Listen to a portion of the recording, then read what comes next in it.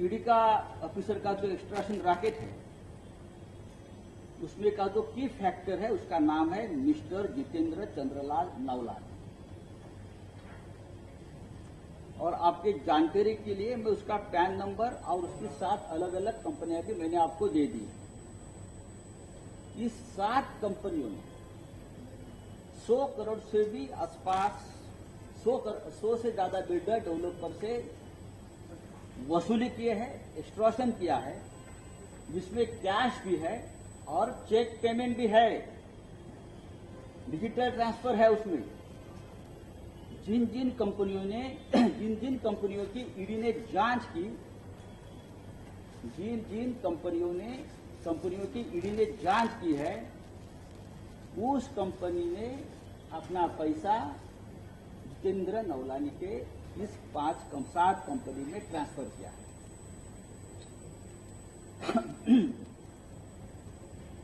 और यही ईडी जो है, ये जो नवलानी है, ये ईडी के सीनियर अफसर, डायरेक्टर्स, जॉइंट डायरेक्टर्स, उनके लिए काम करता है।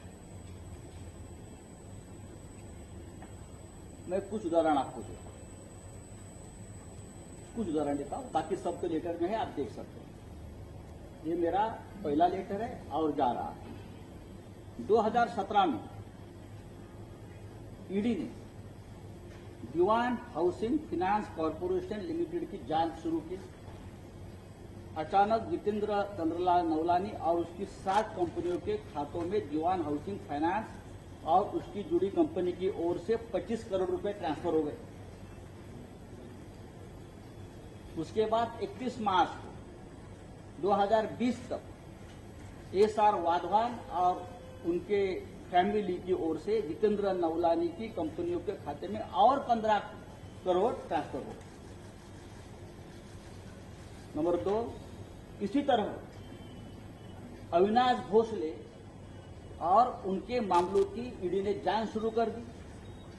तुरंत अविनाश भोसले एंड ग्रुप से 10 करोड़ रुपए जितेंद्र नवलानी और उसके 7 कंपनियों में ट्रांसफर हो। यूनाइटेड फास्फोरस के मामले में भी यही हुआ है। जैसे ही ईडी की जांच शुरू हो गई, जितेंद्र नवलानी की 7 कंपनियों में 16 करोड़ रुपए ट्रांसफर हुए। गेलॉर्ड कंपनी लिमिटेड, यही हुआ। इस कंपनी के खिलाफ ईडी की जांच शुरू होते ही 10 करोड़ रुपया नवलानी की कंपनी सिक्योर सिस्टम में अनसिक्योर्ड लोन के रूप में रिफ्लेक्ट होगा। बहुत ही गंभीर बात है। ईडी की जांच शुरू हो गई मॉन्शर fire protection system private limited की कंपनी की। तुरंत 15 करोड़ रुपया नवलानी की इसी कंपनी में ट्रांसफर हो गया। इसी तरह नेरका केमिकल्स की जांच शुरू हो गई ईडी की यहां कंपनी, और बाद में नवलानी के खाते में 10 करोड़ और फिर एजीएल के कंपनी से 15 करोड़ अनसिक्योर्ड लोन के रूप में नवलानी के खाते में ट्रांसफर। मैंने प्रधानमंत्री जी को बताया ये लिस्ट एंडलेस है और सिर्फ नवलानी की कंपनी में नहीं ट्रांसफर हुआ है, और भी बहुत ऐसे लोग हैं जहां ईडी का पैसा कैश एंड चेक के मामले में और भी उनके एजेंट्स के खाते में ट्रांसफर हुए हैं, कैश में ट्रांसफर हुए, कैश भी दिया है। कैश का फिगर मेरे पास है। ईडी के कौन से अधिकारी का पैसा उसमें है, कहां लिया है, कहां लेन देन हुई है, कितने के लेन देन हुए, पैसा कहां लीक हुआ है, मैं धीरे धीरे आपको बताते जाऊंगा। कौन है जितेंद्र नवलानी, कहां है ये, किसका आदमी है ये, किरीट सोमैया का उनका क्या संबंध है, ईडी के सबसे बड़े अधिकारी मुंबई दिल्ली इंचार्ज उनका क्या संबंध है, पैसा क्यों ट्रांसफर हो रहा है इसके अकाउंट में। दीवान हाउसिंग, राणा कपूर, ओंकार बिल्डर, सीजीआईएल जैसी कंपनी जो पब्लिक सेक्टर बैंकों का लोन तक नहीं चुका पा रही है, वो जितेंद्र नवलानी को और उसके कंपनी को करोड़ों करोड़ों रुपया क्यों दे रहे हैं? कंसल्टेंसी फी है ये। कौन सी कंसल्टेंसी चल रही है भाई? हाँ, कोई ऑफिस नहीं है, कोई स्टाफ नहीं है, कौन सी कंसल्टेंसी चल रही है? देखिए, ये सब पैसा मुंबई में और दिल्ली में बैठे हुए ईडी ऑफिसर के लिए जमा हुआ, उससे बाहर की देशों में प्रॉपर्टी खरीदी जा रही है बेनामी। और आप हमारे लोगों के 1 लाख, 2 लाख, 3 लाख का ट्रांजैक्शन देख रहे हो, आपका ट्रांजैक्शन कौन देखेगा? इस रैकेट में कुछ मुंबई और महाराष्ट्र के प्रमुख बीजेपी के पॉलिटिकल लीडर भी जुड़े हैं। और मैं हवा में बात नहीं कर रहा हूं, आपके पास कागज में नहीं दिए, आपने देखा होगा। ये बहुत ही गंभीर मामला है। देश का सबसे बड़ा करप्शन का ये रैकेट है। मुंबई में बैठकर चल रहा है, दिल्ली में बैठकर चल रहा है। महाविकास आघाड़ी के लोगों को भी जो प्रताड़ित करने का काम है, ये इसी रैकेट का एक काम है। किरीट सोमैया जी है, महान महात्मा, सबके भ्रष्टाचार के मामले निकालते हैं, कागज फड़फड़ाते हैं। करने दो, उनकी हॉबी है, सरकार को पूछ लो। मैंने उनके बारे में भी एक सवाल पूछा था कि आप बार बार पीएमसी बैंक घोटाला, राकेश वाधवान, एचडीआईएल, पत्राचार के भ्रष्टाचार के मामले में बोलते हो, अच्छी बात है, कोई भी हो भ्रष्टाचार के बारे में बात करनी चाहिए। लेकिन मैंने उस वक्त सवाल पूछा था 15 फरवरी कि पीएमसी बैंक घोटाले का जो मुख्य कॉन्स्पिरेटर है एसबीआई के को फाउंडर मिस्टर राकेश वाधवान के साथ आपके बिजनेस रिलेशन क्या है? आप हम सबको बताते हैं ना, ये भ्रष्टाचारी, ये भ्रष्टाचारी, ये भ्रष्टाचारी। तो मेरा सवाल इतना ही था कि आपका रिलेशन क्या है? और मैंने वसई गोखीवरे की एक जमीन के बारे में भी एक मसला दिया था कि जहां आपकी उसके साथ सीधी पार्टनरशिप, उसकी जांच ईओडब्ल्यू कर रही है। मैं आपको बताता हूं कि जून जुलाई 2015 में मिस्टर किरीट सोमैया ने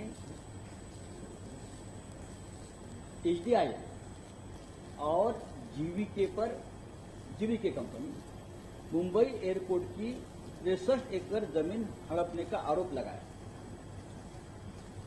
और लगातार एमएमआरडीए में लगातार कंप्लेंट्स फाइल, लगातार। उनकी जो आदत है कि सीरियल कंप्लेनेंट, सीरियल किलर होता है, सीरियल रेपिश होता है, उस तरह से यह आदमी सीरियल कंप्लेनेंट है। लगातार उसने कंप्लेंट एमएमआरडी दी थी 63 एकड़ जमीन के बाद। और अक्टूबर 2015 में यही सोमैया ने फिर से एमएमआरडी को लेटर लिखकर आरोप लगाया कि एचडीआईएल को 1 crore square feet commercial land gift की गई है, जिसकी मार्केट वैल्यू 5000 करोड़ है। इसलिए घोटाले का स्पेशल इन्वेस्टिगेशन होना चाहिए और ये दोनों कंपनी को ब्लैकलिस्ट करना चाहिए। ये किरीट सोमैया की मांग है। लेकर मेरे पास आपको सर्कुलेट किया। सोमैया यहां पर नहीं रुके, 1 साल तक वो लगातार सीरियल कंप्लेंट, लगातार एमएमआरडी को कंप्लेंट करते रहे और 2015 से 2016 तक बार बार सोमैया इस घोटाले की जांच की मांग करते रहे।